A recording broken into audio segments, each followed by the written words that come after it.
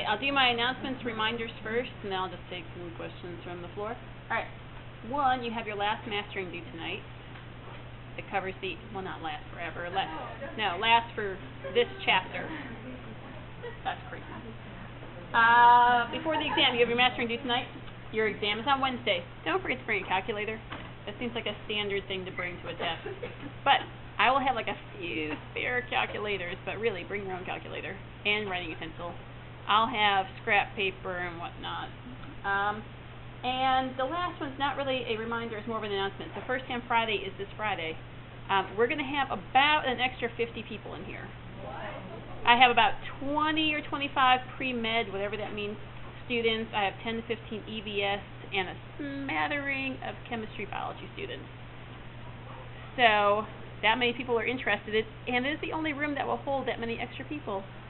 So if you come in on Friday, do not be panicked by the potentially 50 extra people in here. We're supposed to remind them that it's a little school, and this class is a little unusual, that most of their classes won't have this many people. So, yeah, and remember to be nice to them. Be polite and not too scary. No. They are high school seniors that are planning on coming here in the fall, and this is like the last thing to like push them over the edge one way or the other. So, I guess in general, be nice. If they're kind of a jerk, then be mean. And then we'll weed them out early. I mean, be honest. I mean, how awesome this class is, and why would they not want to take chemistry? Really? Yeah. Alright, so that's everything I have for like reminders and announcements. I'm very excited to have my voice back. So, yeah, so what kind of questions or practice problems can I do? Yes, ma'am. Yes, that we have not covered, but it's a tutorial, so you should be able to work through it. On molecularity and elementary steps. Let me see if I can.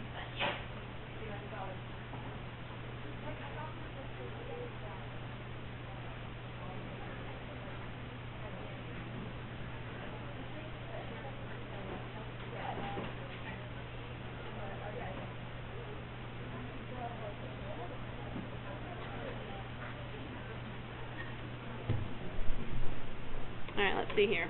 So,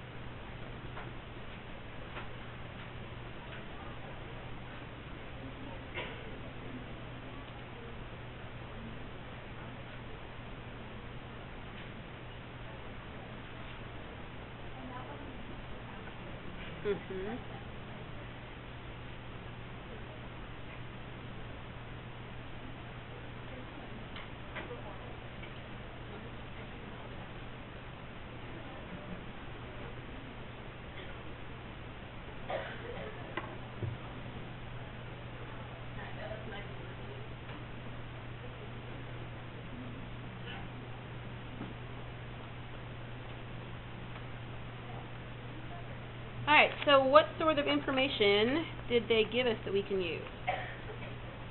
Or what keywords in here tells you which equation to use? Activation energy or frequency factor, right? That should all tell you to use the Arrhenius equation.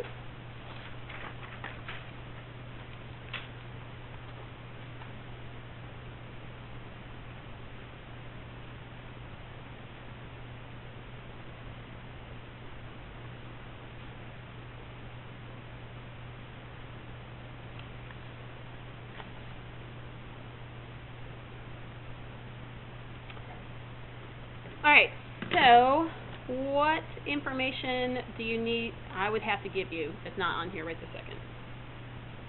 R, right? R.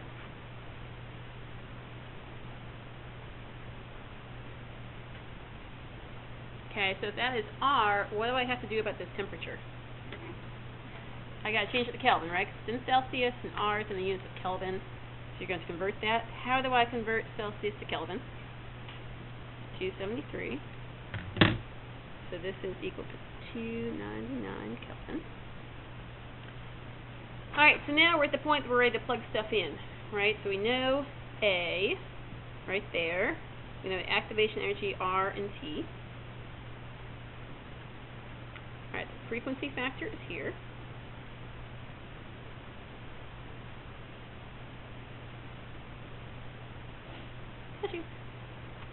Alright, so negative. What's the other thing we have to do? Your choice. I think it's easier to convert to joules, because R is in units of joules, it is in kilojoules. So I think it's easier if you make activation energy in joules, and that way the units cancel out. Now, 5.3 joules.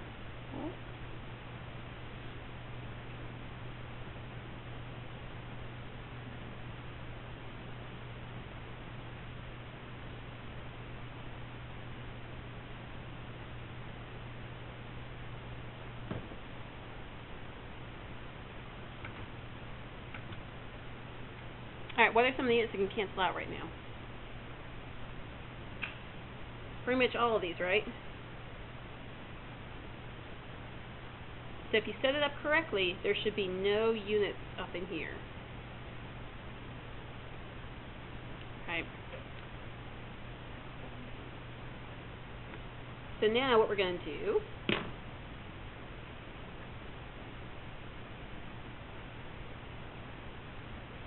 I'm going to solve everything that's up here in this big parentheses. Let's see, that would be negative 57.4 times 1,000 divided by 8.314 times 299.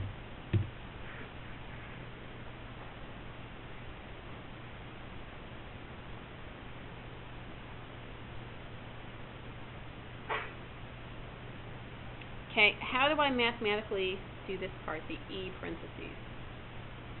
You don't have to do ln, you just put E and then so depending on your calculator, on mine, you do E, there we go. E, and I plug in, so I just have my answer. And then multiply that by 1.5 to the 11th. So, whatever that is, 14, bless you, bless you. And then what units am I left in? Inverse of.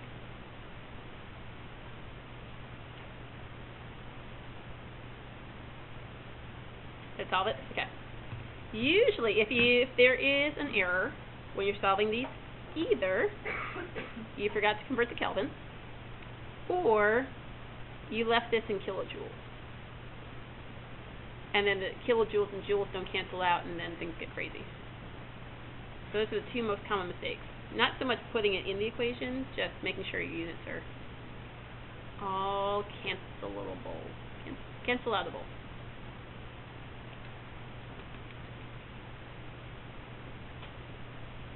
Melissa. Okay, 8 on the practice code, sure.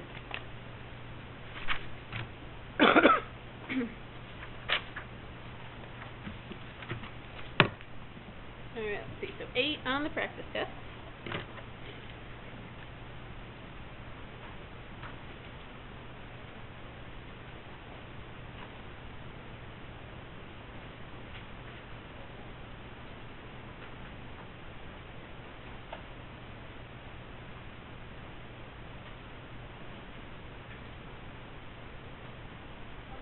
Yeah.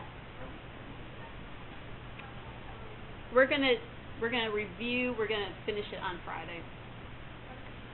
Yeah, I thought it'd be unfair if I gave you new material instead of reviewing before the test on Wednesday.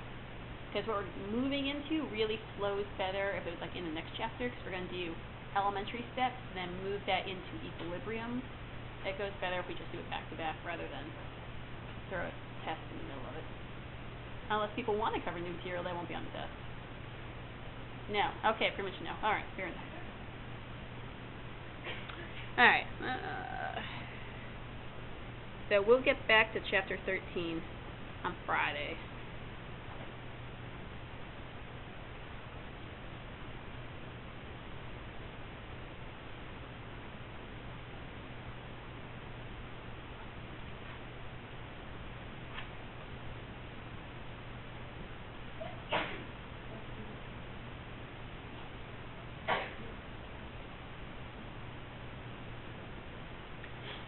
so determine the solubility of carbon dioxide in water at 25 degrees if the given pressure is 5.2 atmospheres.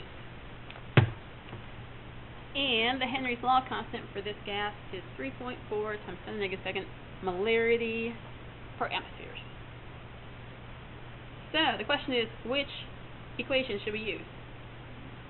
Henry's law, right? Because it's Henry law equation. So that should be a tip-off as to which one to use. So Henry's law is this one.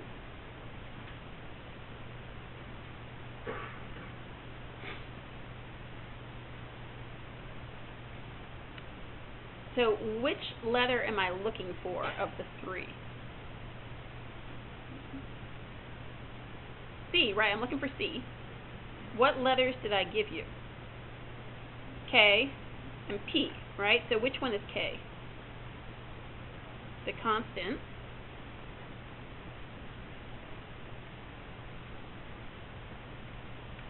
And then P must be the pressure. But the atmospheres cancel out. Do I end up in a unit that makes sense for concentration or solubility? Yeah, I end up in molarity. So even if you weren't exactly sure which letters plug in where, you know you want to end up in molarity. So you have to combine the numbers somehow to get them so your molarity is by itself. So that should be what? 0.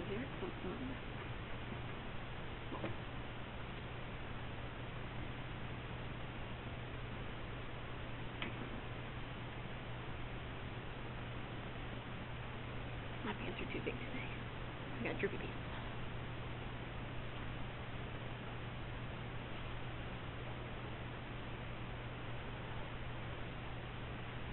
Oh, 2 on the practice test? Sure. Alright, so any questions about 8? Alright, I'll scoot that up, and then I'll put 2 under here.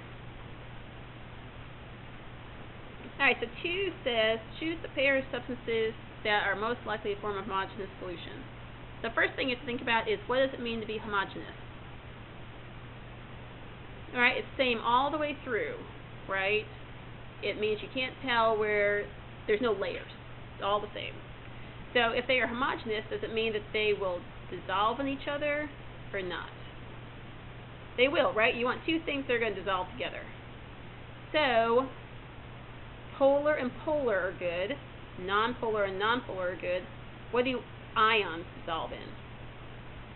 Polar, right? So ions and polar. So we're looking for one of those 3 combinations. So we either want, for number 2, this is my thought process. Polar, polar, nonpolar, nonpolar, or an ion polar. Alright, those are the things we know mix together. Alright, so if we look at number A, letter number A, is sodium chloride polar, nonpolar, ionic? It's ionic. What's CH4? Nonpolar. Is that a good choice or a bad choice? Bad choice. Okay. What about, okay, so we just said CH4 is nonpolar. What's NH4 plus? Ionic. Bad choice. Okay. What about LiF? Ionic, non-ionic, polar, nonpolar? It is ionic. Because if you had a periodic table in front of you, which I don't have one handy, they are on the far opposite sides of the periodic table. Complete opposites, right? Fluorine is as electronegative as it gets, and lithium is as non-electronegative, electropositive as it gets. So they're definitely going to be an ion. So is C a good choice or a bad choice? Bad choice. Alright, okay.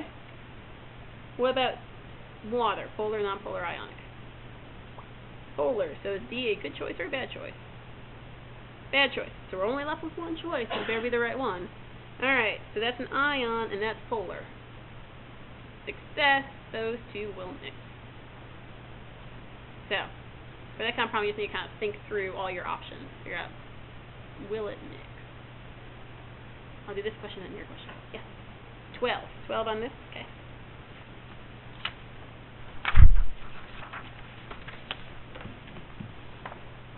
Alright, so 12. Can you read that? Yeah. All right, determine the vapor pressure of a solution at 55 degrees Celsius. Can you read that? Is that really tiny? Let me write it again. All right, it looks too tiny to me.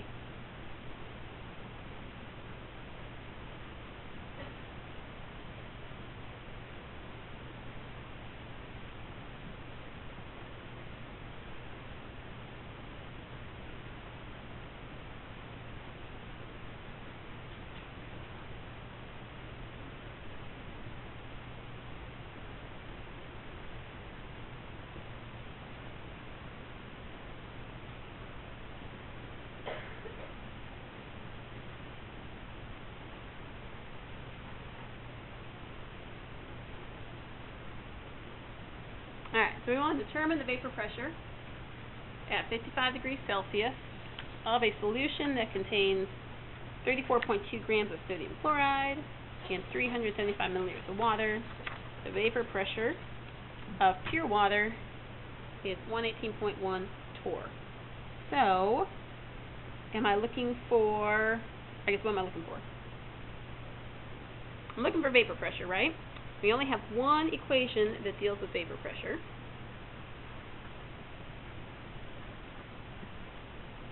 Alright, that's the only one that involves the word vapor pressure in any kind of way. What does the X refer to in this particular equation? Right? Mole fraction. So if I say mole fraction, what do I need to find out about my two fractions? I need to figure out their moles. We have to find moles of NaCl. We got to find moles of H2O.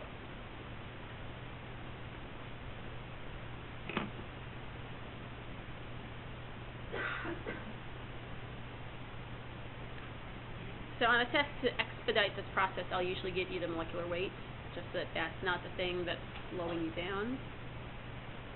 About 34.2 grams, and sodium chloride's molecular weight is right around 58 grams per 1 mole. So that will be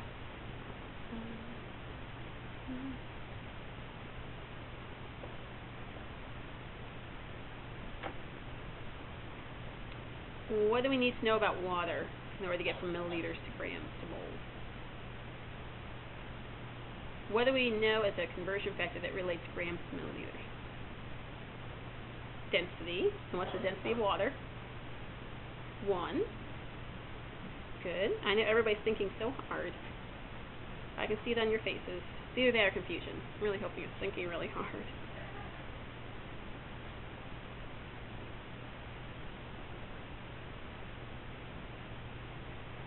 This is 20.8.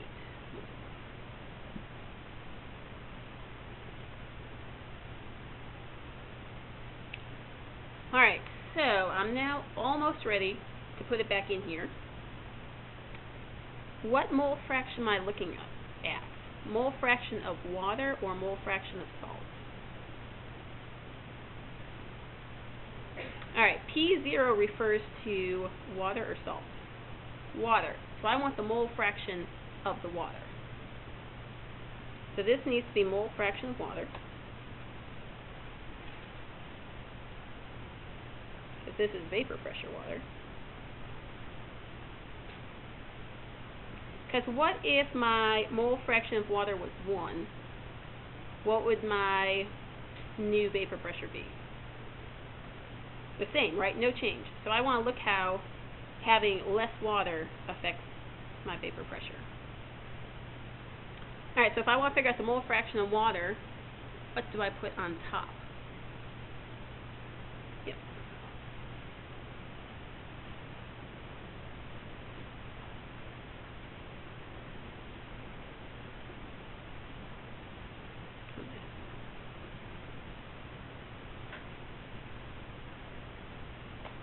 And then whatever that turns out to be.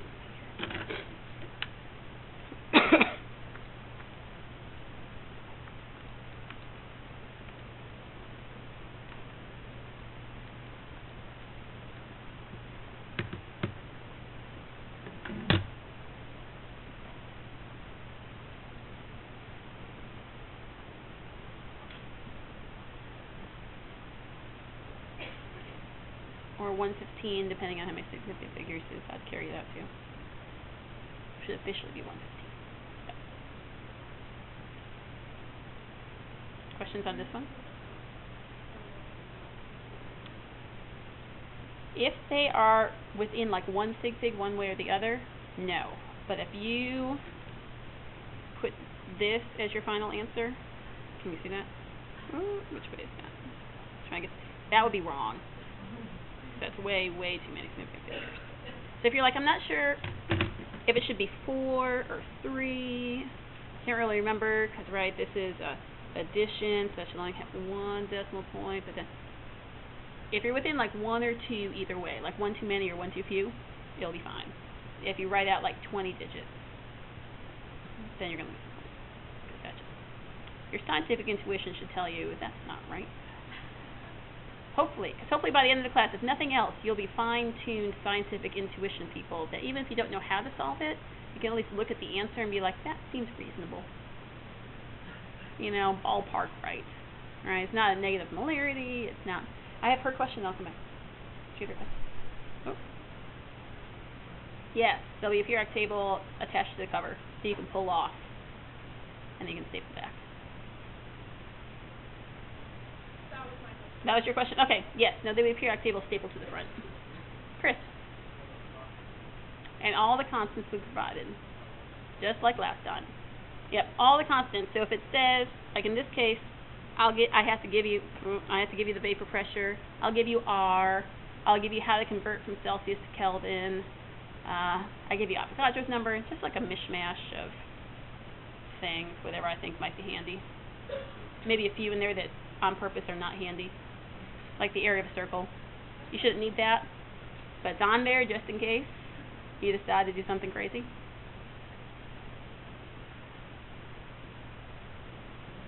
Is that your question too? Okay. Melissa. Oh. Only as much as on here. Yeah, it's dispersion, I think, is just in the multiple choice section, kind of like it is here. So there's no good way to ask a problem where you solve it. There's no good way to ask me how to list it. It's more like which of the two will mix, or which of the following have hydrogen bonding, or which of the following is not actually a force. Something like that. Yeah. 22. Yep.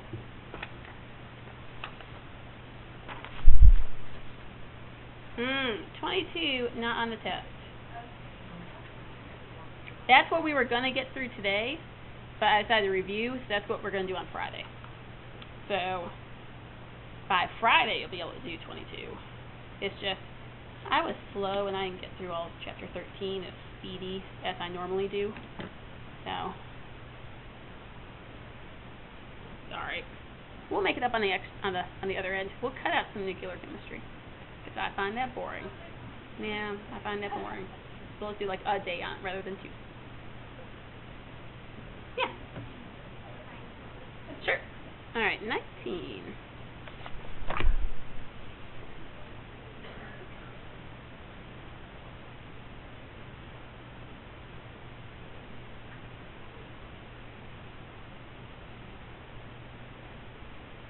Second order decomposition of one of my favorite molecules, hydrogen iodide. It's right up there with nitrogen monoxide. No. No. I like those two molecules. They show up a lot.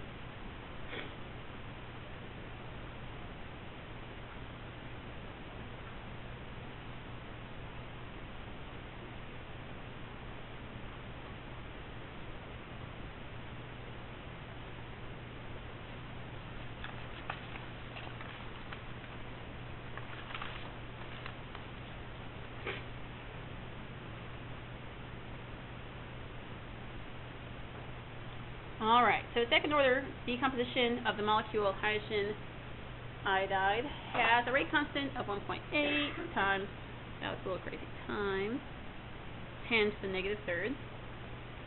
Inverse molarity, inverse seconds. How much remains after 27 seconds if I know the initial concentration?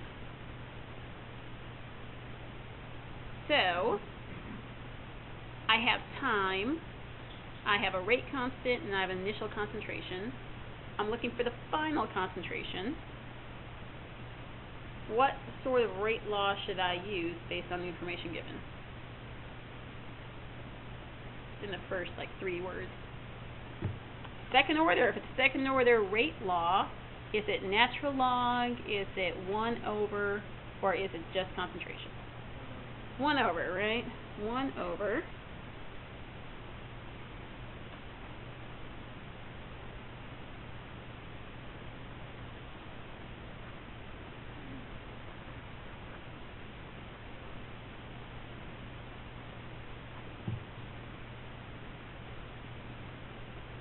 Alright, and I've given you everything else you need to plug it in.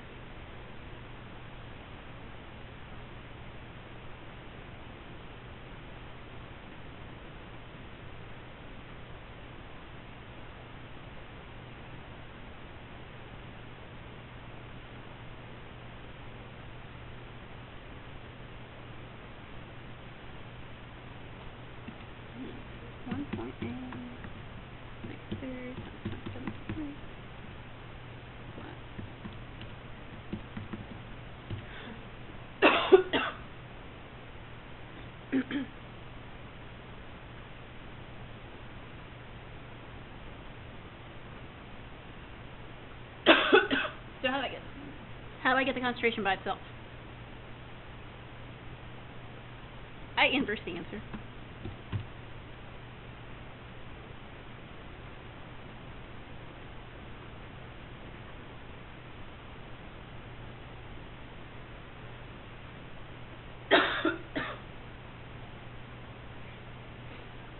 Yeah. You could say it like this, right? If this is this, you would have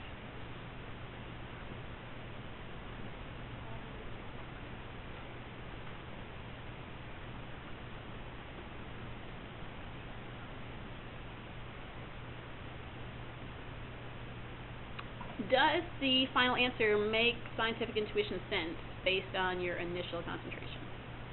Is it less? Good. Is it negative? Good. It should never be negative, and it should always be less. So, if you get something that's not both those, then check your math.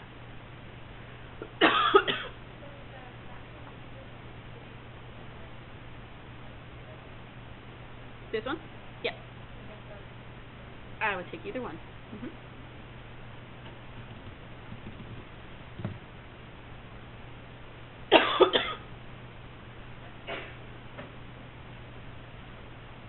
Other thoughts? Questions? Just in general, if you don't have a specific problem, if they're like, hey, could you do one about? Yeah.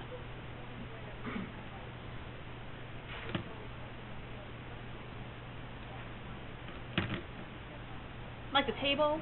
Yeah, I can do one of those. Where we pick out the information and have a table. Let's see what kind of tables I have.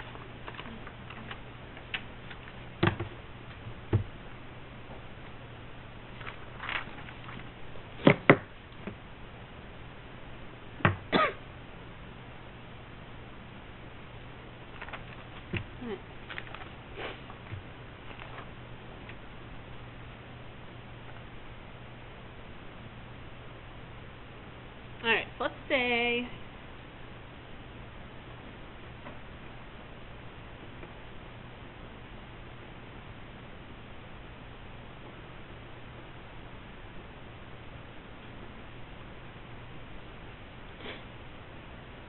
alright, there's my whatever reaction.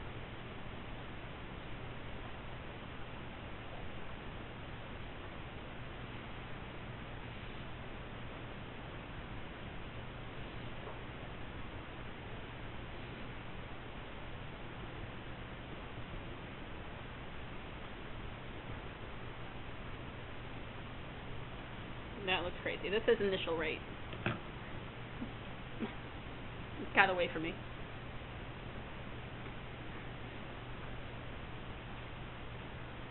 Alright, so let's say for experiment 1.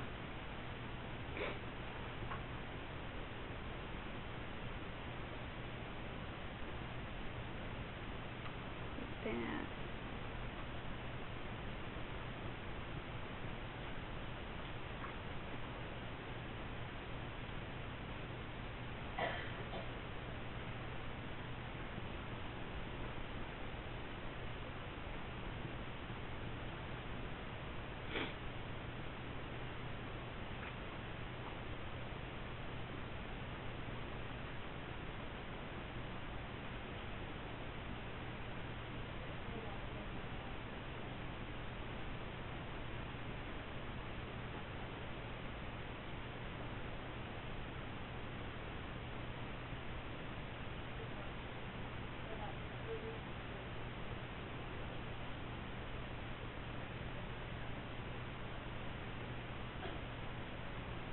Oh, yeah.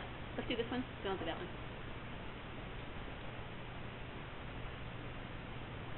Alright, so let's say I did have experimental data and I figured this out. If I want to look at how A changes, I'm trying to solve this. Right up the exponent. Which two experiments can I look at in order to find out how A affects the initial rate? 1 and 3. Okay, if I look at 1 and 3, what happens to the concentration of A? Doubled. What happens to my rate? So what exponent is that? 0. Okay, what do I want to do if I want to learn about B? Which two experiments? 1 and 2, right? So what happens to the concentration for B? Doubled. What happened to my rate? Doubled also. So which exponent is that?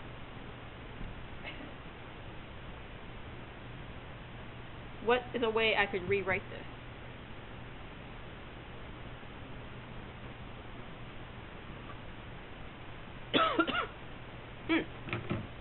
Alright, let me come to the equation the other way.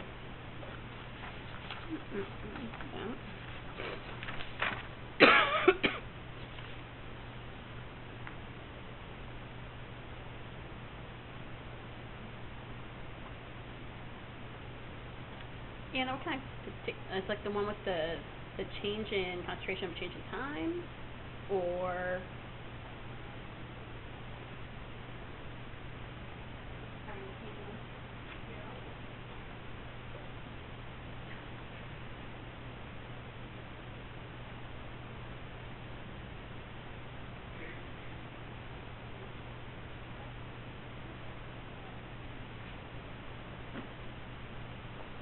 I was asking if there's going to be any ones where it's not a 0, 1, or 2 on the test, where you have to find the x.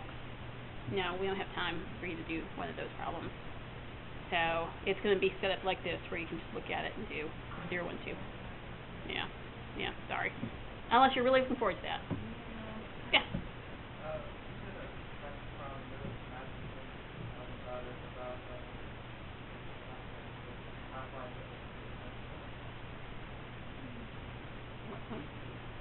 Oh, yes. Oh, okay.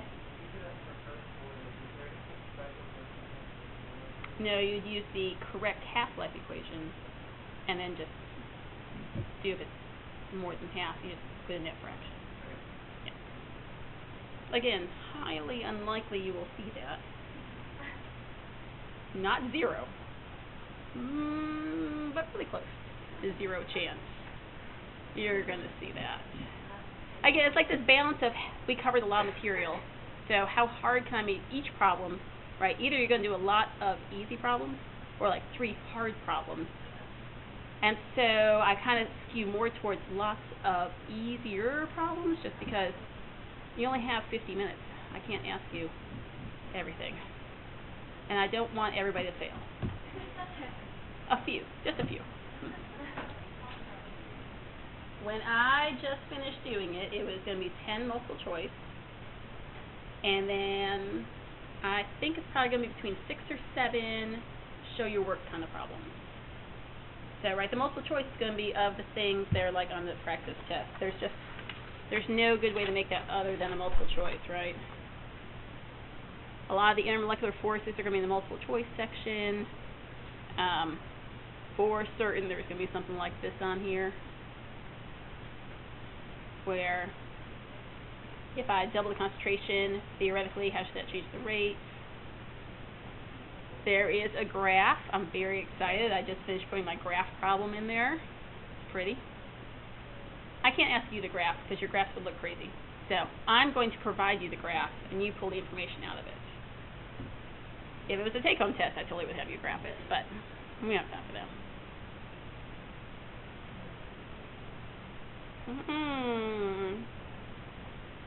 Anything else? Yeah. 17, certainly.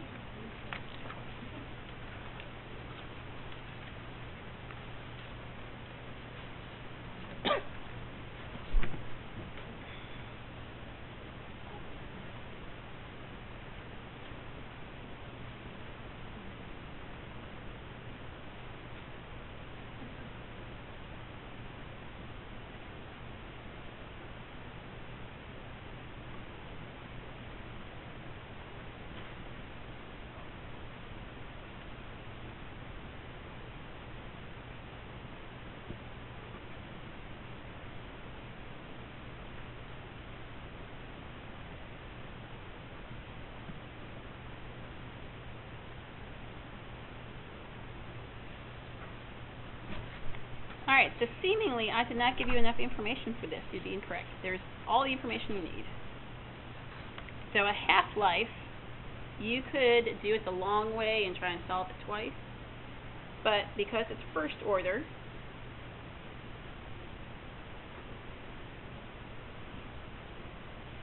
that's the first order half-life equation. Sometimes it's written like this. ln 1/2, ln 2. Hold on, let me think about it. Yeah, ln 2. That's not a z, that's a 2. ln 2.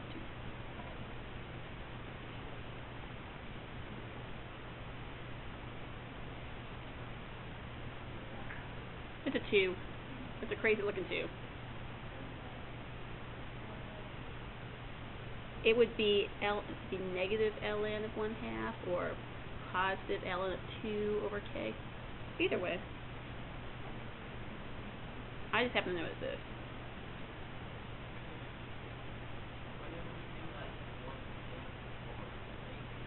Then you have to go back and do the full equation.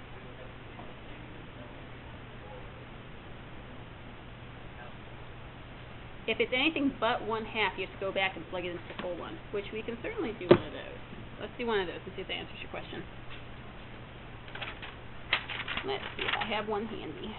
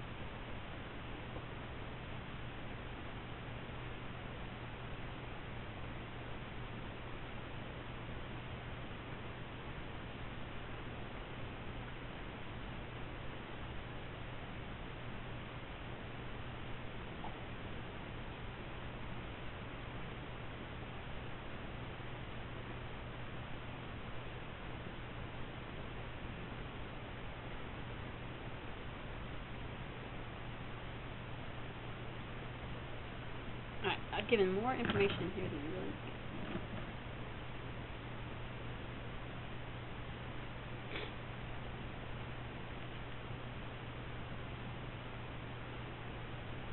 Alright, so I have first order decomposition of P2O5 with a known rate constant. I want to know how long will it take to get to 1/5 of the initial concentration, which is 4.8 molar.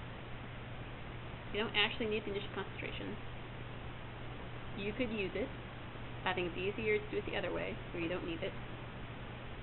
So we're looking for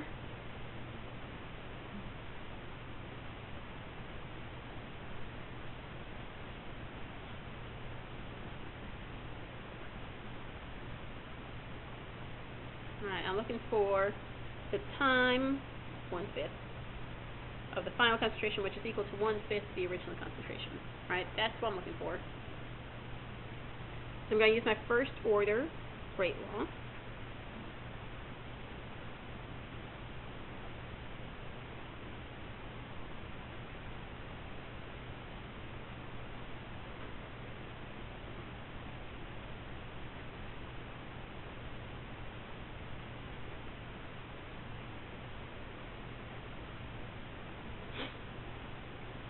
And if you knew how to do this without showing all the steps, it's totally fine. I always recommend doing all the steps just in case. Per chance.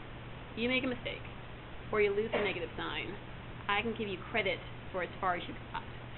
If you just jump right to the end and you plug in a number, or you only show me the number, I can't give you very much credit because I don't know your thought process behind getting to that final answer. So the more work you show, the more partial credit you can build up.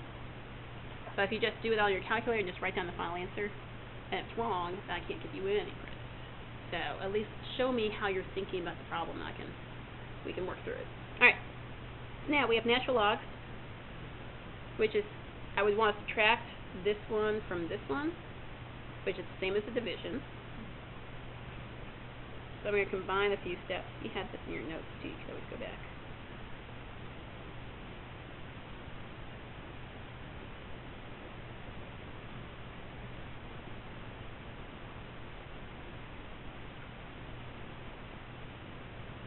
Alright, so those all cancel out.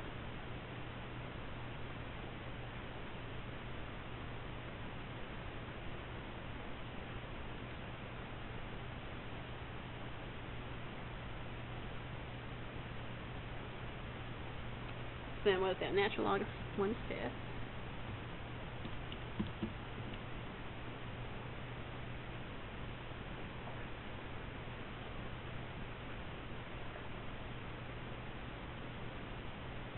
So I'm going to divide that by that.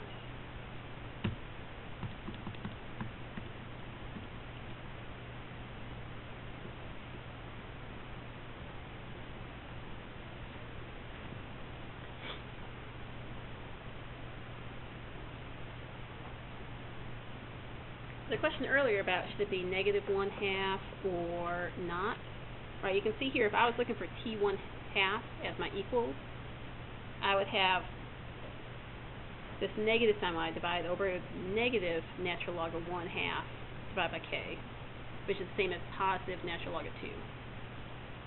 Because negatives are divisions, subtractions, so both are correct. Whichever one you use, as long as you show me which one you're using. And you'll figure it out if you get down to the end and your time is negative, you've lost a negative sign someplace. Most likely, right in here.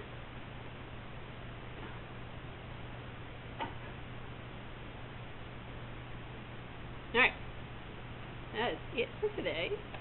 I do have a smattering of office hours today. I'll be around tomorrow. I don't officially have office hours, but if you're studying tomorrow and you have last minute questions, I should be in my office most of the day. Of course, when you go to look for me, I won't be there. It's just the way it is. Send me an email. We can make a time that I'll for sure be close to my office.